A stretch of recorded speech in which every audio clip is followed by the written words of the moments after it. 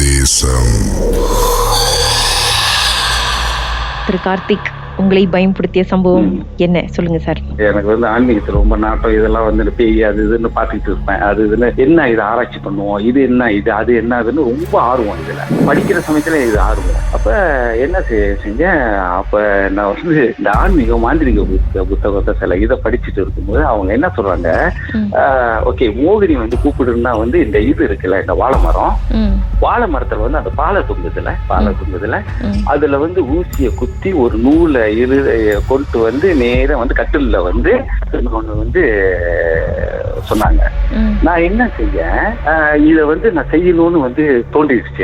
எனக்கு தைரியம் இருக்கு, ரொம்ப பயம் தைரியம். நான் என்ன நினைக்கிறேன், நம்ம கடவுள் நம்மள மிஞ்சி எதுவுமே, கடவுள் மிஞ்சி எதுவுமே இல்லை, ஆனா செய்யறதெல்லாம் தவறு தான். அப்ப அந்த பாலையில அந்த ஊசியை குத்திட்டு நான் நடந்து போறேன். நான் இது பண்ணி கட்டில இது பண்ணிட்டேன். பண்ண கையோட ராத்திரி எனக்கு கிட்டத்தட்ட ஒரு 22-23 வயசு இருக்கும் அந்த சமயத்துல. அப்ப குத்தின கையோட நான் என்ன செய்வேன், அந்த நாள் அந்த நேரம் வரும்போது நான் தனியா ரூமுக்கு வந்துருவேன். ஏன்னா அது அந்த உணர்வு அது நம்மளால விவரிக்க முடியாது. ஆனா நம்மளுக்கு அந்த என்ன செய்வாங்க, இந்த மோகினி தான் எச்சனின்னு சொல்லுவாங்க. எச்சனி தான் மாந்திரிகக்காரவங்க பிரயோகப்படுத்துறவங்க. ஏன்னா மந்திர இது குறி சொல்றதுக்கு எச்சனி. எச்சனியை தான் வசீகம் பண்ணி அவங்க செய்வாங்க. அந்த இதுவும் நான் செஞ்சிருக்கேன். சோ அப்ப இது பண்ணும்போது வருது அது அந்த இது அதே வர வர வர வர வர இது பண்ணும்போது அப்ப என் கனவுல சொல்றாரு, என்னோட குரு சொல்றாரு, உன்கிட்ட நாங்க இருக்கிறது நல்லதுக்கு. நீ இந்த தீமை எல்லாம் நீ செய்தா நாளைக்கு உன் உயிருக்கு ஆபத்துனா என்ன நிந்திக்காத. ஏன்னா உன்னோட உயிரை எடுக்கிறதுக்கு காத்துட்டு இருக்கு, உன்னோட கெட்ட நேரத்துக்கு காத்துக்கிட்டு இருக்குன்னு சொல்றாரு. என் கனவுல சொல்றாரு என்னோட குரு ராத்திரி. சொன்ன கையோட நான் ஏஞ்சிட்டு எனக்கு ஒரு மாதிரி ஆயிடுச்சு, வெறுத்துருச்சு எல்லாமே.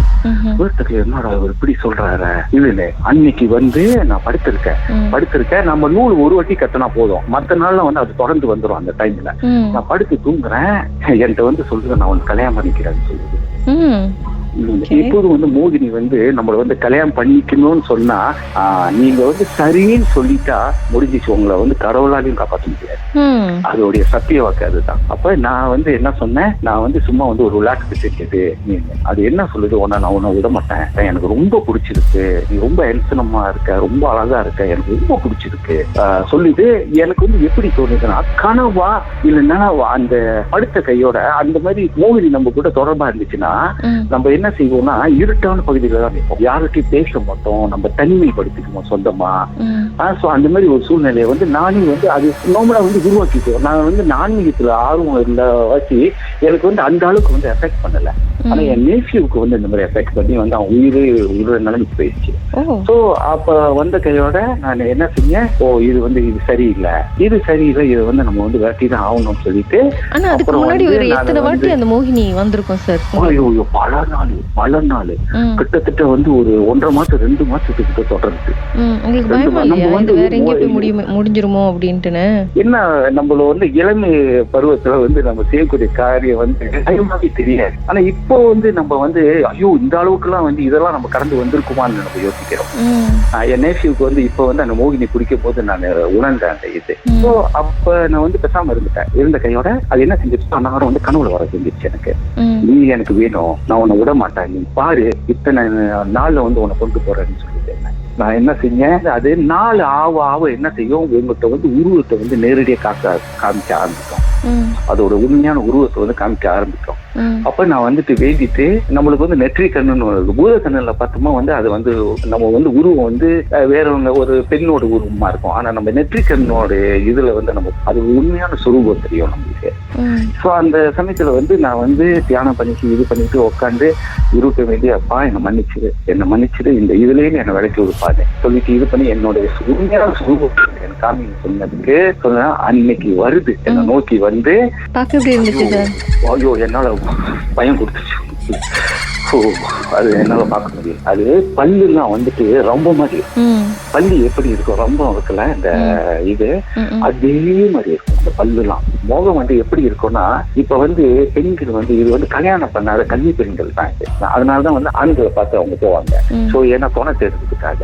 அப்ப அவங்க வந்து எப்படி சொல்றாங்க, அவங்க வந்து கருப்பா இருந்தாங்கன்னா கருப்பா தான் இருப்பாங்க. எனக்கு வந்து இது வந்து என்னோட இதுல வந்து வெங்காய்ச்சி மாதிரி இருக்குது.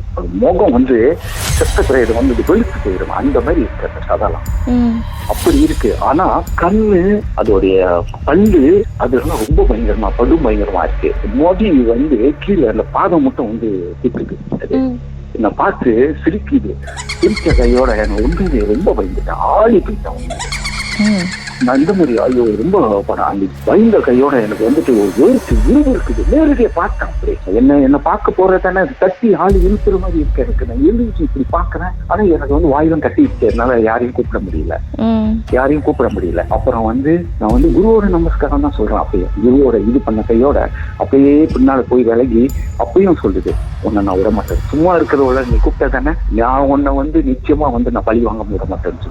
அதுக்கு பிறகு நான் வந்து குரு நமஸ்காரம் செஞ்சு இது பண்ணி விருதம் எடுத்து 9 நாள் விருதம் எடுத்து கும்பம் வச்சு பிரதிஷ்டை பண்ணி வீட்டுல சொந்தமா செஞ்சு அதுக்கு பிறகு நான் குளிச்ச பிறகுதான் என்னை விட்டு விலகிச்சாரு. உங்க நெஃப்யூக்கு என்ன ஆனிச்சுன்னு சொன்னீங்களா? அது என்ன ஆனிச்சு சார்? நெஃப்யூ வந்து சார் ஒரு நிமிஷம் அப்படி லைன்ல இருங்க. பாட்டுக்கு பிறகு மேலும் பேசலாம். மர்மதேசத்தில் உங்களுடைய அனுபவத்தை பகிர்ந்துக்கணும்னு நினைச்சீங்கன்னா எங்களுக்கு வாட்ஸ்அப் பண்ணுங்க 016-491-3333. உங்க பெயர் அதுக்கப்புறம் #MD அப்படின்னு டைப் பண்ண மறந்துடாதீங்க. மர்மதேசத்தில் இடம்பெற்ற கதைகளை மீண்டும் கேட்கணும் அப்படின்னு நினைச்சீங்கன்னா ஷாக் என்ற ஆப்லயும் இருக்குங்க. SYOK லாங்குவேஜ் செட்டிங் தமிழ்னு செட் பண்ணுங்க. சர்ச் பட்டன்ல மர்மதேசம்னு டைப் பண்ணுங்க. ஷாக் காஸ்ட் பக்கத்தில் மர்மதேசத்தில் இடம்பெற்ற எல்லா கதையும் நீங்கள் கேட்கலாம்.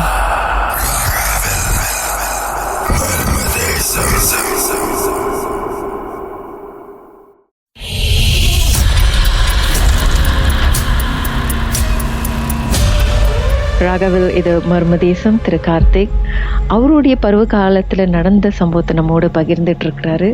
அவருக்கும் மோகினிக்கும் ஒரு உறவு ஏற்பட்டது ஒரு 2 மாசத்துக்கு. அதுக்கப்புறம் அந்த மோகினிக்கிட்டேருந்து அப்படி இப்படின்னு தப்பிச்சு வந்தாரு.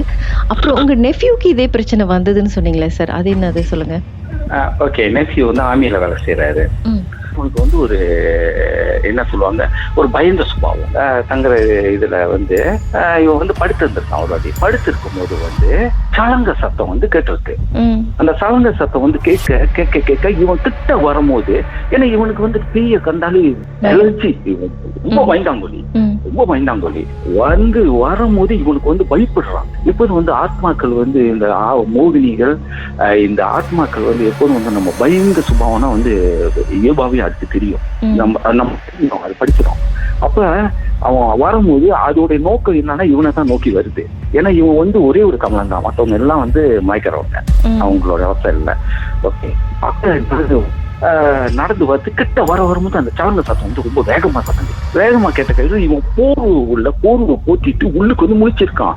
பயப்படுறான், ரொம்ப பயப்படுறான். ஐயோ போச்சு, ஐயோ என்னமோ வருதுன்னு வரும்போது இது என்ன செஞ்சு நடந்து போய் கதவை திறந்து வெளியாகுது. இவனுக்கு தெரியுது இந்த கதவை திறக்கிறது, கதவை சாத்துறது எல்லாமே இவனுக்கு தெரியுது.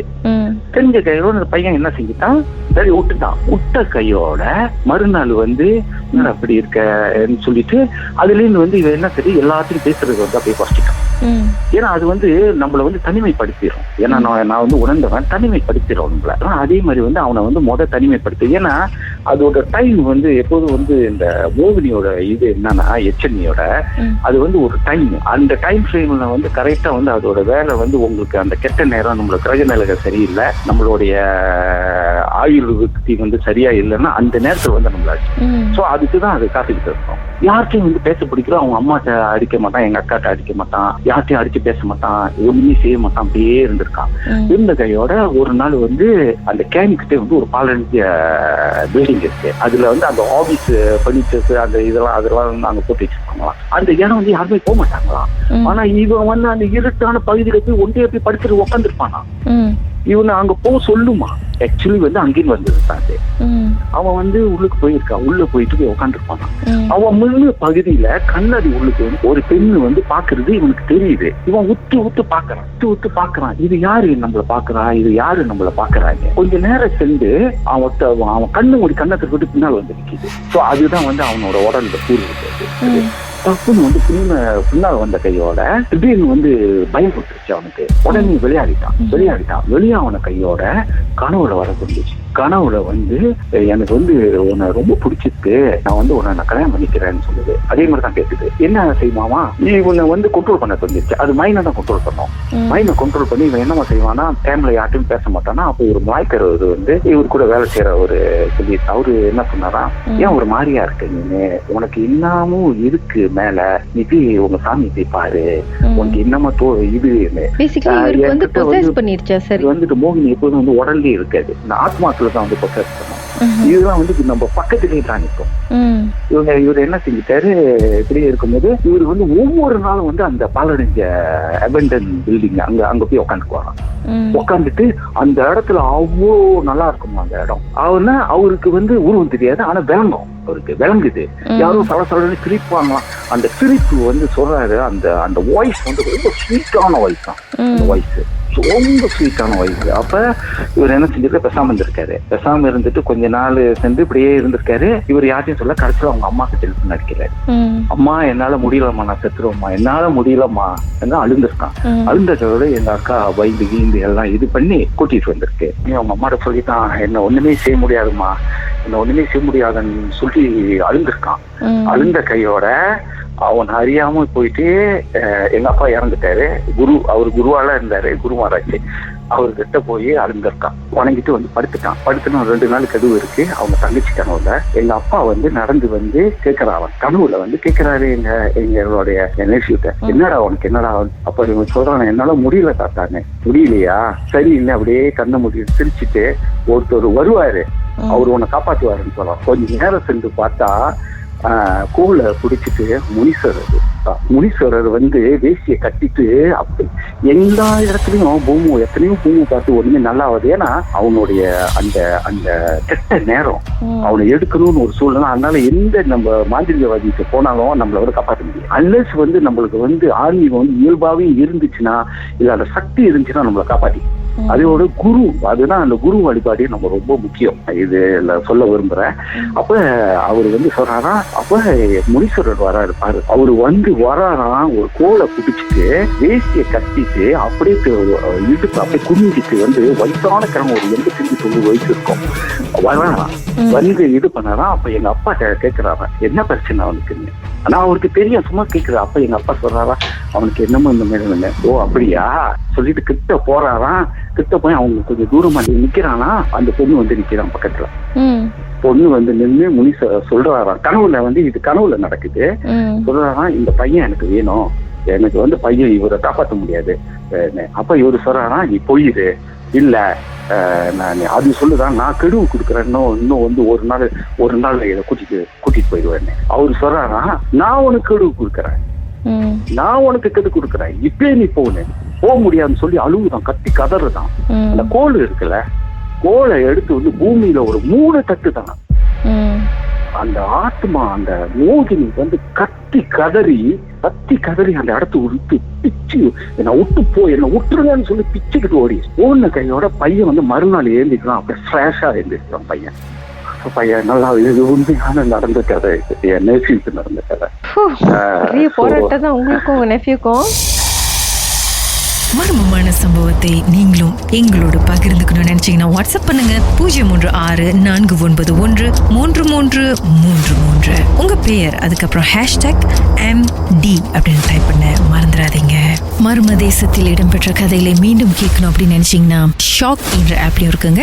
SYOK லாங்குவேஜ் செட்டிங் தமிழ்னு செட் பண்ணுங்க. சர்ச் பட்டன்ல மர்ம தேசம்னு டைப் பண்ணுங்க. ஷாக் காஸ்ட் பக்கத்தில் மர்ம தேசத்தில் இடம்பெற்ற எல்லா கதையும் நீங்கள் கேட்கலாம்.